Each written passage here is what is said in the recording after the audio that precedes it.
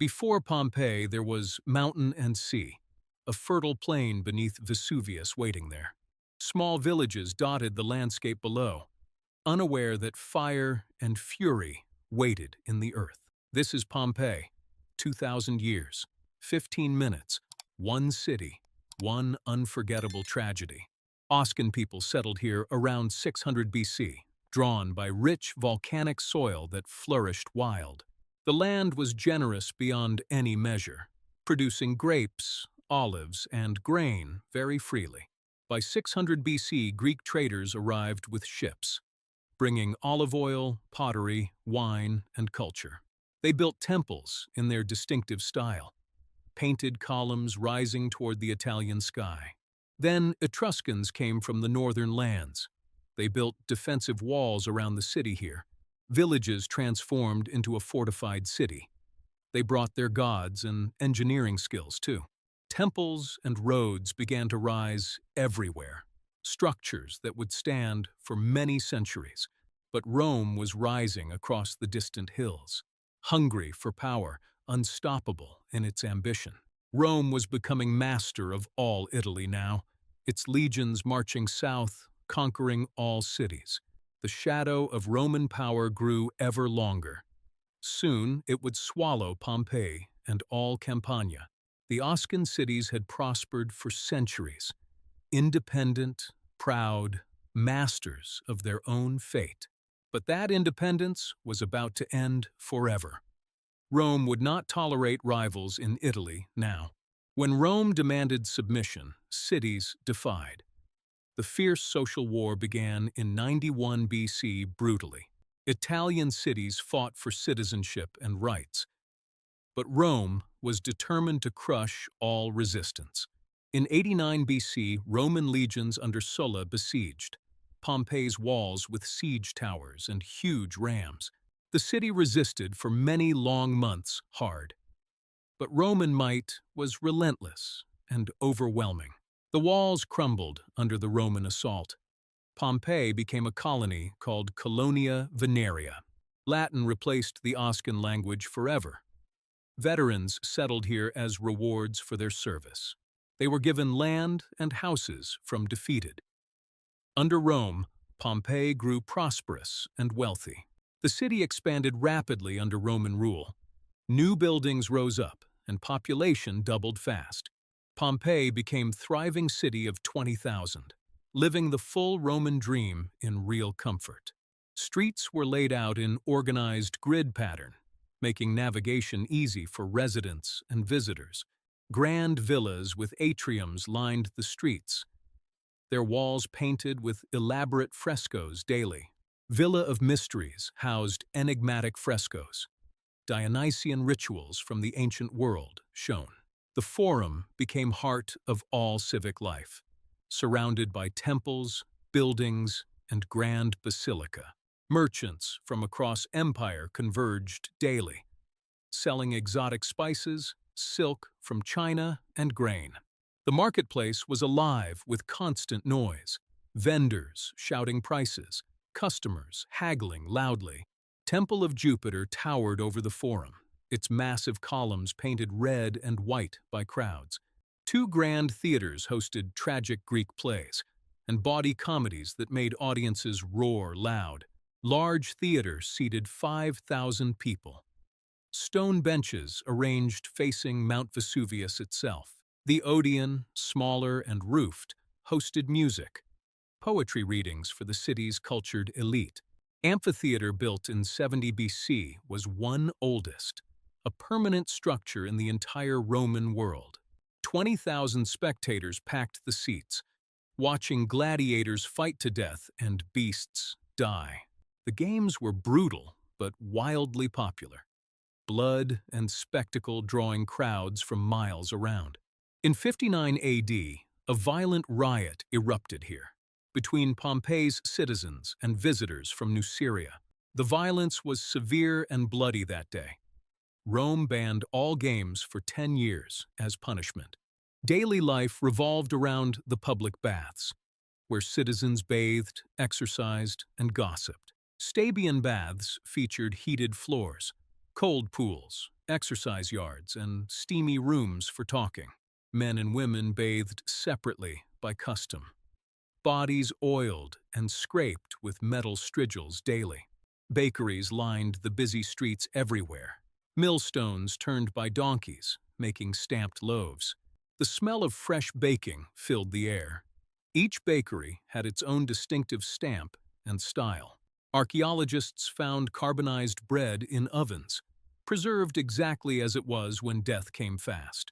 Thermopolia served hot meals from large jars, ancient fast food bars in marble counters there. Workers would stop for quick meals at midday, buying hot stews, soups, and grilled meats cheaply.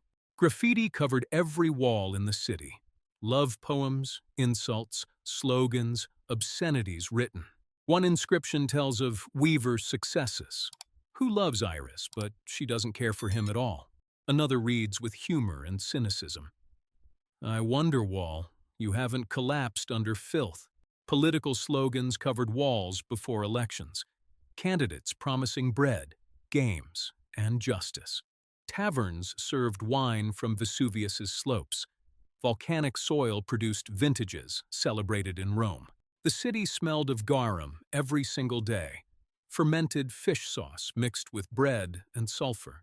Wealthy Romans built sprawling seaside villas, escaping Rome's crowded buildings for sunshine. House of Fawn covered an entire city block, featuring Alexander mosaic and bronze dancing faun. The mosaic showed Alexander battling Persians, one of finest artworks from the ancient world. In House of Vedi, freedmen displayed wealth, elaborate mythological frescoes covering all walls. The city's brothel, Lupanar, had stone beds, thin mattresses, and walls with explicit menus. Above each doorway, frescoes showed positions, serving as advertisement and helpful visual guide. Prices were clearly marked on the walls, different services available at different rates listed. Pompeii was unashamed of earthly pleasures. Sacred and profane existed side by side in peace. Temples to Jupiter, Apollo, Venus, and Isis. Even Egyptian gods brought by merchants stood tall. Temple of Isis was rebuilt after earthquake, showing how cosmopolitan Pompeii had truly become. Worshippers from across the empire came here, seeking blessings from gods of many different lands. But Vesuvius was watching from above them. On February 5th, 62 AD, mountain sent first warning. A massive earthquake struck during midday. Buildings crashed down, pipes burst throughout city. Forum's grand temples cracked and tilted badly. Villas collapsed to rubble. Amphitheater crumbled. The earthquake killed hundreds in mere seconds and left thousands more homeless in the streets. Emperor Nero sent relief funds from Rome. The city began long process of reconstruction work. 17 years of continuous repairs followed. Temples rebuilt, houses fixed, aqueducts repaired. Workers toiled daily to restore the city. Masons, carpenters, painters working side by side always. By August 79th AD, much remained unfinished. But life had returned to its normal rhythm again. The city thought mountain spent its anger. Gods had merely tested their faith and now approved. No one imagined worse was yet to come. The mountain was preparing final destruction for all. Citizens went about their daily routines, unaware that death was gathering above them on the peak. August 24th, 79 AD, around 1 afternoon. Vesuvius explodes with ash column 15 miles high. Eruption begins with a deafening loud roar, echoing across Bay of Naples, heard far as Rome. The column visible for hundreds of miles. A dark pillar rising like angry finger of Jupiter. Pliny Younger watches from Misenum across Bay. Later describes it as resembling umbrella pine tree. Pumice stones begin to rain down hard. Light at first, then heavier, thousands of tons falling. The stones are hot, but not burning flesh. Porous, light enough to float, deadly in their weight. Roofs begin collapsing under the burden. Pumice piles higher and higher in the streets below. People flee in terror toward the city gates, carrying whatever they can: coins, jewelry, children. Some try escaping by sea, but ocean receded. Far from shore, littered with floating pumice stones. Others hide terrified in their own homes, sheltering under stairs, praying to silent household gods. The sky turns completely black as midnight, darker than any night, air thick with choking ash. Ash falls like snow, but burns when touched, covering everything in gray volcanic dust and death. By midnight, pumice buried streets 6 feet deep, trapping those who had waited far too long to flee. House of Menander fills with pumice crushing, roof beams breaking, burying treasure and family. At 7 morning, August 25th column collapses under its own weight, and hell truly arrives now. Pyroclastic surges race down slopes at speed. Avalanches of superheated gas, ash, and rock fast. First surge reaches Herculaneum at 300 degrees, instantly incinerating anyone still alive there. Second surge hits Pompeii at dawn fast, a wall of heat and ash moving faster than anyone runs. Bodies freeze in place under extreme heat. Muscles contract violently, locking people in moments. The ash that buries them hardens like plaster, creating perfect molds of bodies for millennia. In Garden of Fugitives, 13 people died, huddled together near walls, trying to shield others. Pregnant woman lies curled on her side. Man covers face. Child clings tightly to mother's body. Guard dog still chained to post twisted badly. Burning ash buried it alive in the house yard. Forum portico fills with people seeking shelter. Bodies scattered like fallen autumn leaves there. Gladiators' barracks collapse inward completely, killing fighters and families who trusted walls. In Villa of Diomedes, 18 people died, together in wine cellar, suffocated by toxic gases. The city disappears under 20 feet deep, of volcanic material erased from landscape in hours, where thriving Roman city stood yesterday. Today, only gray smoking wasteland to the horizon. Herculaneum, wealthier neighbor, buried deeper. Superheated mud flows carbonized all the wood. When eruption ends and silence returns finally. 75% dead, 16,000 gone. Pliny Younger writes first detailed account of volcanic eruption creating science blueprint. His uncle, Pliny Elder, died trying to rescue. Friends by boat, suffocated by fumes at Stabiae. The admiral of Rome's fleet perished bravely. Nephew's letters preserve his final brave hours. Survivors abandon everything, fleeing north fast, never returning to reclaim homes, wealth, or dead. They carried only memories and deep trauma of the day their world ended in fire and ash forever. Within a generation, location is forgotten, lost beneath farms, vineyards, and fading memories. The name Pompeii faded from human memory, buried not just in ash but in the forgetting of time. For 17 long centuries, buried deep. Ghost city sleeping beneath soil and spreading vines. In 1599, workers digging canal discover walls. Latin inscriptions visible, none realize what lies. Architect Fontana maps finds, but doesn't dig. Pompeii sleeps on for another 150 more years. True rediscovery begins in 1748 when engineer Alcubierre starts systematic excavations for King. What emerges is perfect snapshot of Roman life, frozen at 1 p.m. on August 24th, 79 AD forever. Bread still in ovens, graffiti on walls. Wine in amphorae, mosaics gleaming intact on floors.